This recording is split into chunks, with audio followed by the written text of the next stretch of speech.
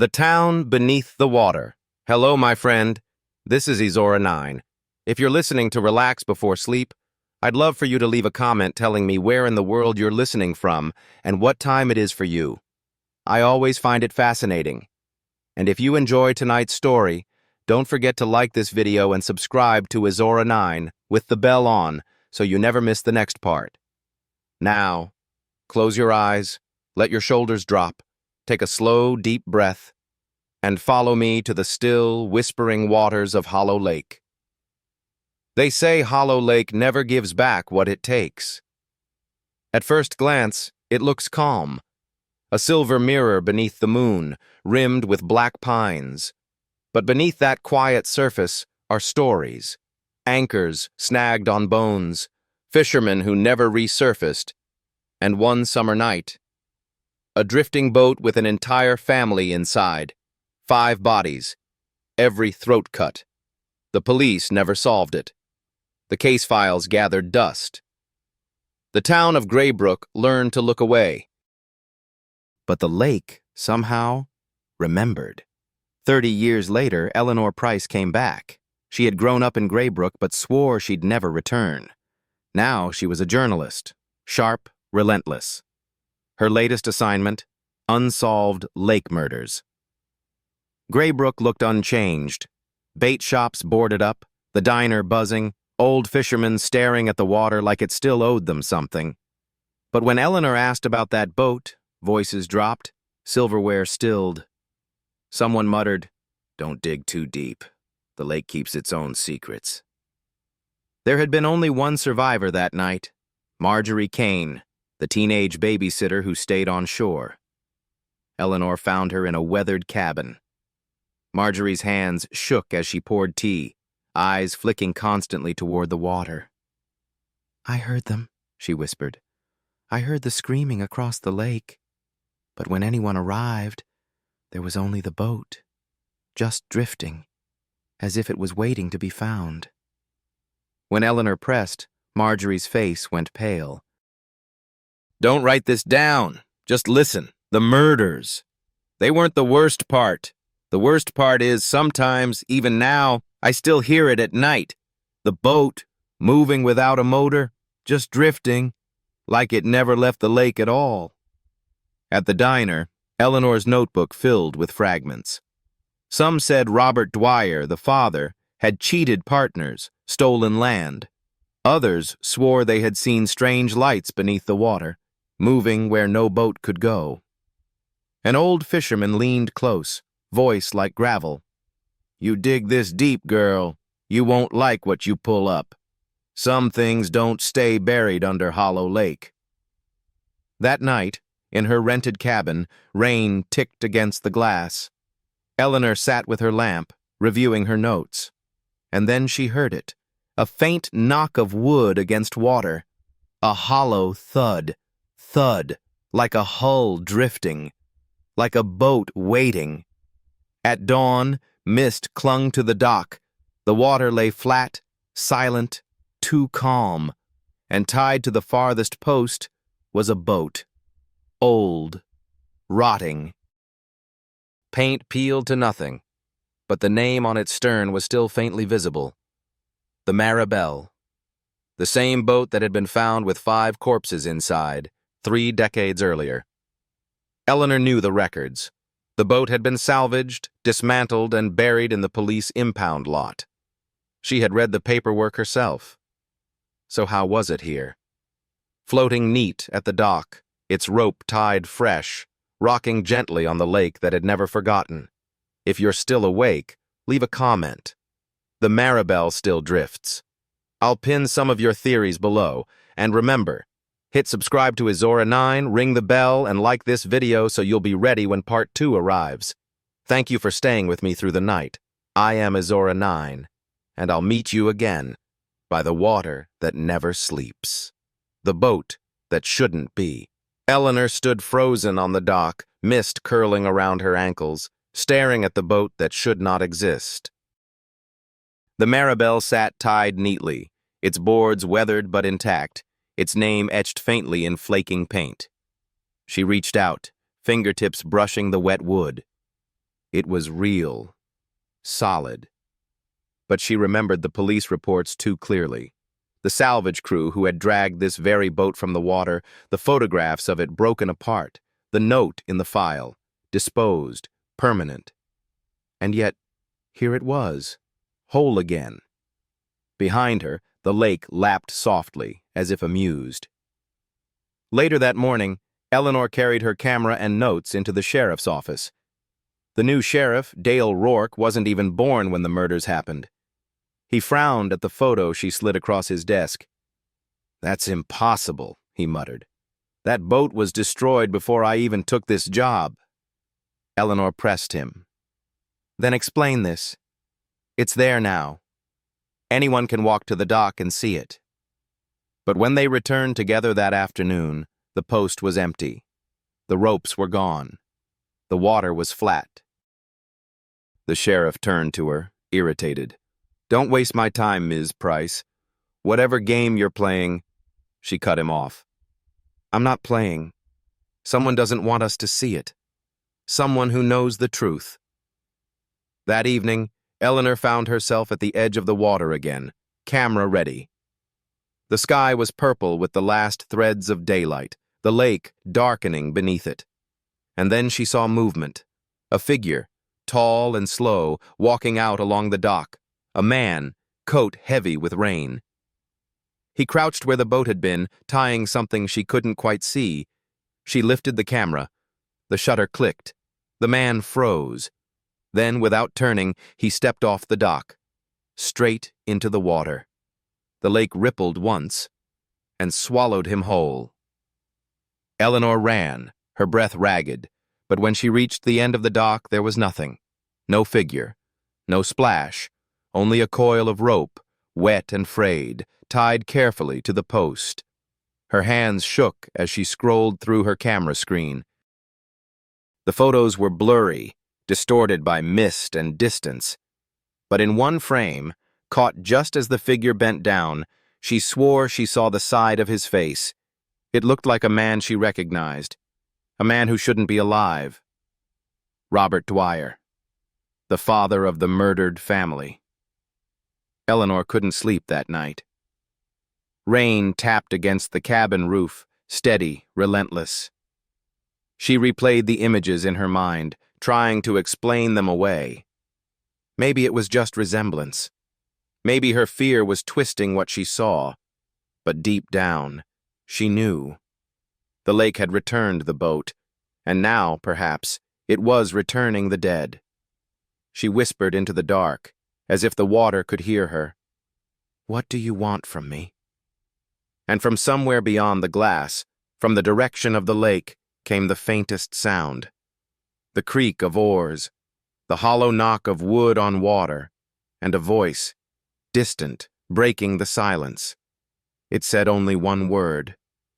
Her name. Eleanor. The dead who spoke. The morning after the voice called her name, Eleanor drove into town, her mind heavy with the images still clinging to her. The blurred photograph. The figure stepping into the lake. The sound of oars where no boat should be. There was only one place to start. The men who had worked the case 3 decades earlier. The Graybrook police had a long turnover. Most of the younger officers barely knew the story, but Eleanor found a record of 3 names in the archives: Detective Harold Klein, Sergeant Victor Moore, Deputy Alan Hurst. They had all been there the night the Maribel was found. But when she began asking around, a grim pattern emerged. Detective Klein had died 10 years earlier, heart failure at his kitchen table. Moore drowned in a boating accident 2 summers after retirement. Hurst was said to have moved to Florida, but his address came back vacant, the house abandoned, the windows boarded shut. It was as if the case itself had claimed the men who touched it. Still, there was one thread left. A nurse at the town's care home remembered Harold Klein's final months. "He was unsettled," she told Eleanor, her voice low. "He kept muttering about the lake, said it was coming for him. Sometimes he'd wake in the night, shouting that he heard children on the water. Children. The Dwyer twins had been only 7 when they were murdered. Eleanor tracked down Klein's daughter, Ruth, who still lived on the edge of town. Ruth was wary at first, but when Eleanor showed her the photograph, the shadowy figure on the dock, her hands trembled. "My father drew that," she whispered. She disappeared into the house, returning with a faded notebook. Inside were frantic sketches, a man standing on water, a boat drifting empty, a house half submerged. And on one page, scrawled in uneven letters, "Robert Dwyer is not finished." Eleanor's chest tightened.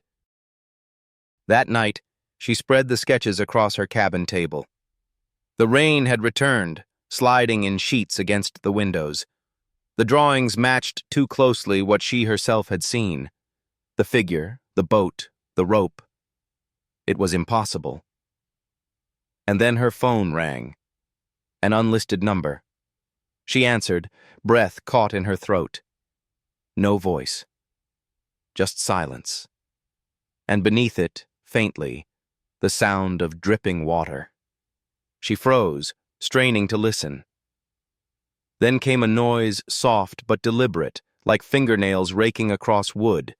A creak, as though someone was rocking a boat.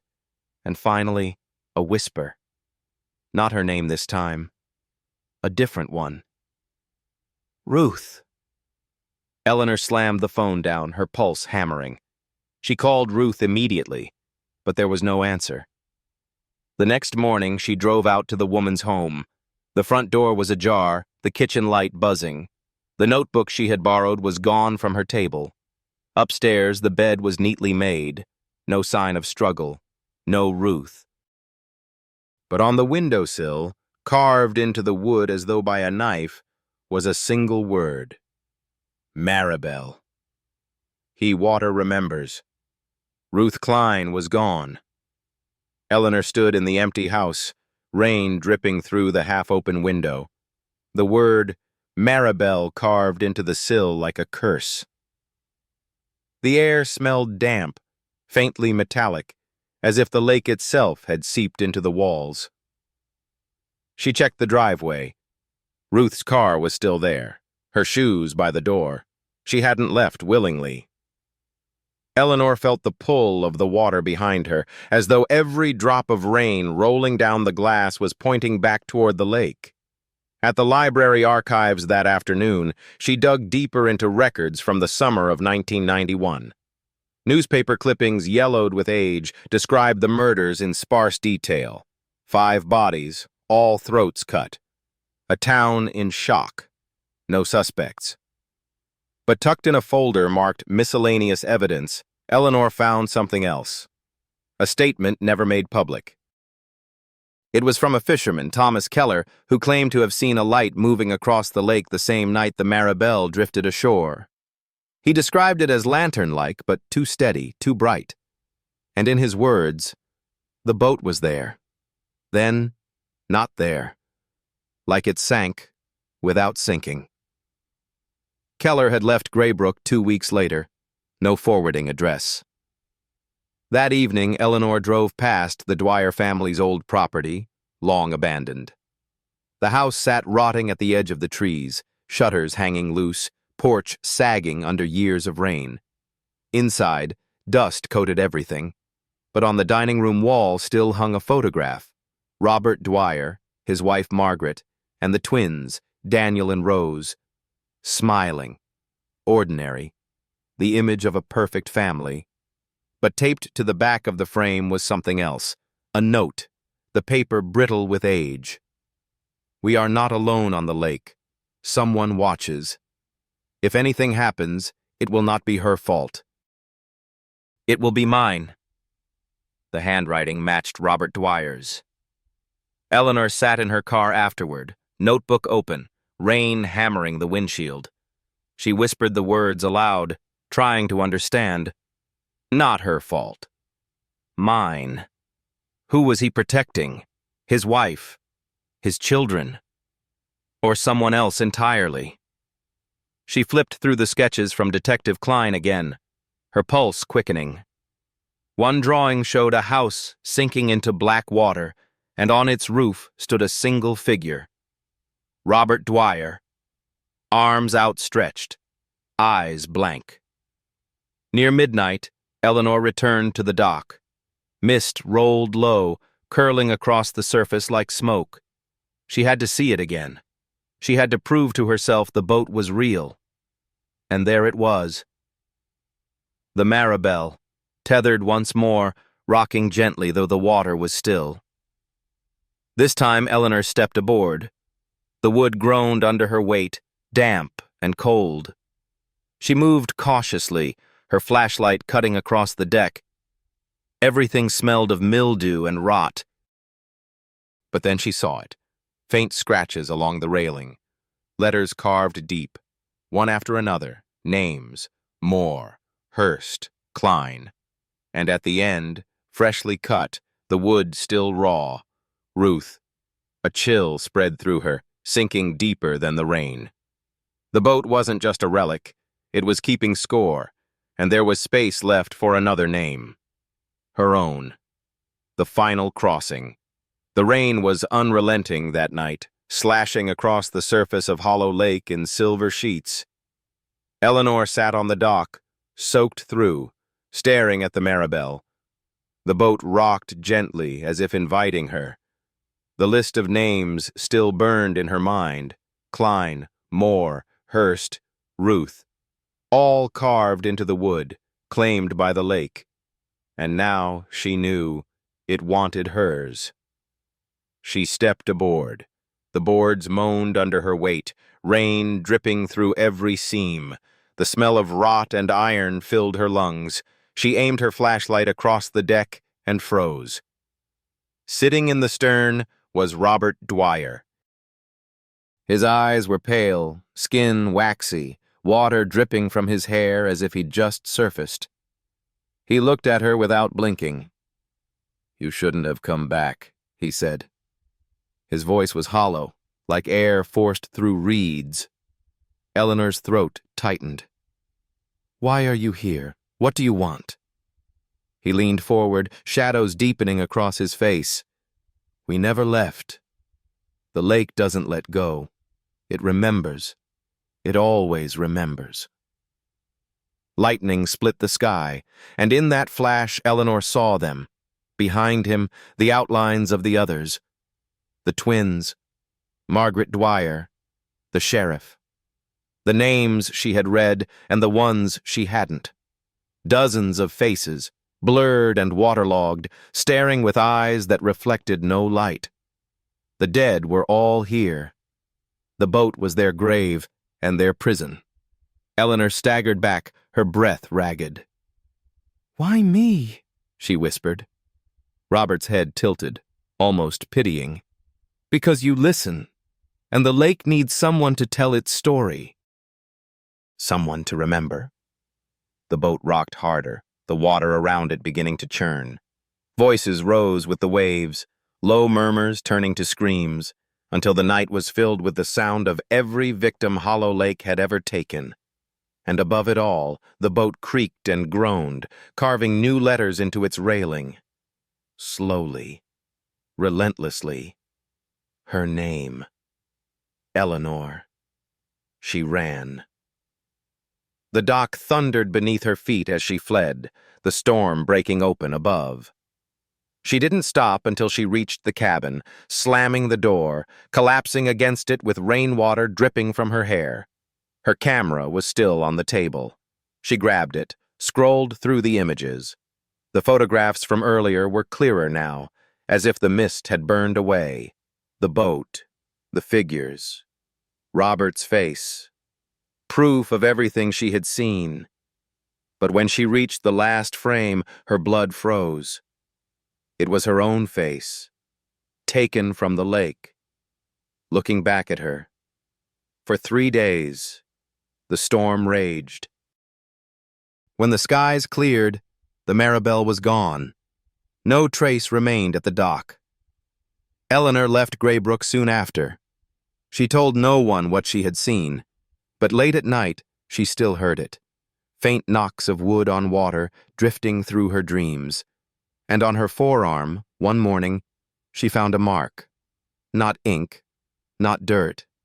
A scar, shallow and thin, as though carved by a blade. It spelled one word, Maribel. And so the story ends, but the lake does not. Hollow Lake is still there, silent and silver beneath the moon, waiting for the next name. Perhaps yours, perhaps mine, perhaps someone who listens too closely for too long. Because the water remembers, and it never lets go. This was the Hollow Lake Murders, told to you by Azora 9. If you've stayed with me until now, thank you. Let me know in the comments what you think really happened on the lake. Was it Robert Dwyer's curse, or something older, deeper, living beneath the water? Don't forget to like this video, subscribe to Azora 9, and ring the bell so you never miss the next dark story whispered into the night. Until then, listen carefully when the rain falls. The lake might be calling your name.